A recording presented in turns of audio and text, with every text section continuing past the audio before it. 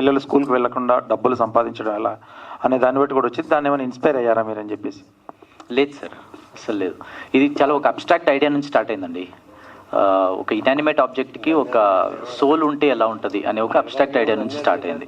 మీ ఆ రెఫరెన్సెస్ నేను చూడలేదు యాక్చువల్లీ. డైరెక్టర్ గారు సరే, టిక్ టుక్ టీజర్ చాలా బాగుంది. Thank you. సో ఈ ఆటో థీమ్ చూపించారు కదా, సో ఇట్లాంటి ప్యాటర్న్ లోనే రాజశేఖర్ గారు మెకానిక్ మావయ్య మూవీ తీశారు. సో దాంట్లో కూడా సంథింగ్ స్పిరిట్ కార్లో ఉండి సంథింగ్ ట్రావెల్ అవుతుంది. సో అట్లాంటి ఏమైనా ఎక్స్పెక్ట్ చేసి దీంట్లో? అవునా, మెకానిక్ మావయ్య అని? అది కూడా based auto? Yes. Auto not auto, car. Car అది కార్తీతిని కాపురం అనుకుంటా అండి.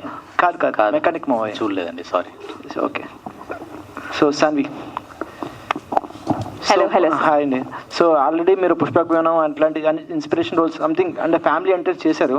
సో మొన్న తమిళ్లో కూడా మొన్న మణికనందన్తో కూడా మూవీ చేశారు, బ్లాక్ బస్టర్ కొట్టారు, కుటుంబస్థన్. సో అది ఎలా ఉంది అక్కడ రెస్పాన్స్? దాన్ని రిలీజ్ అవుతుంది కదా ఓటీటీలో కూడా. అవునండి. సో ఆ చూసిన క్యారెక్టర్ మీద ఈ క్యారెక్టర్ ఆడియన్స్ చూడాలంటే ఎట్లా చూస్తారు డిఫరెన్స్ ఆ క్యారెక్టర్కి ఈ క్యారెక్టర్? అంటే ఫార్చునేట్లీ నేను చేసినవన్నీ చాలా డిఫరెంట్ క్యారెక్టర్స్ అండి. కుటుంబస్థన్ అది ఒక ఫ్యామిలీ మ్యాన్ కష్టాలండి. సో దాంట్లో I played Manikandan sir's wife. అప్పుడే కొత్తగా పెళ్ళయి కష్టాలు ఎలా ఉంటాయో అనేది చూపించారు. అది కంప్లీట్లీ డిఫరెంట్. మీరు అన్నట్టు మార్చ్ 7th వస్తుందండి. అండ్ టుక్లో యాక్చువల్లీ సుప్రీత్ గారు చెప్పినట్టు ఎక్కువ రివీల్ చేయలేము, ఎందుకంటే అన్ని సర్ప్రైజెస్ అండి ఈ సినిమాలో. కానీ నా క్యారెక్టర్ చాలా రిలేటబుల్. ఇలా అంటే ఒక చాలా ఫ్రెష్ ఫీలింగ్ ఉంటుంది ఈ అమ్మాయిని చూస్తే. పల్లెటూరులో అమ్మాయి, చాలా క్లోజ్ టు నేచర్, చాలా ఇష్టం నేచర్ అంటే, ఎంజాయ్ చేస్తుంది ఆ అమ్మాయి. లైఫ్ అంటే ఎంజాయ్ చేయడమే అనే సోల్ ఆ అమ్మాయిది. సో చాలా డిఫరెంట్ సార్. అది బ్యూటిఫుల్ ఉంటుంది సార్ మీరు చూస్తే. డెఫినెట్గా ఒక పాట కూడా వచ్చింది అలలా అని.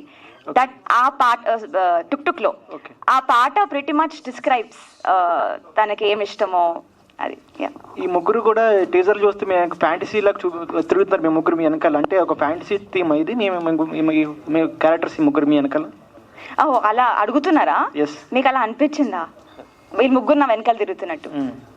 అది మా డైరెక్టర్ గారు రివీల్ చేస్తారండి. కాదు, అది అర్థమైంది నాకు, స్టోరీ అర్థమైంది.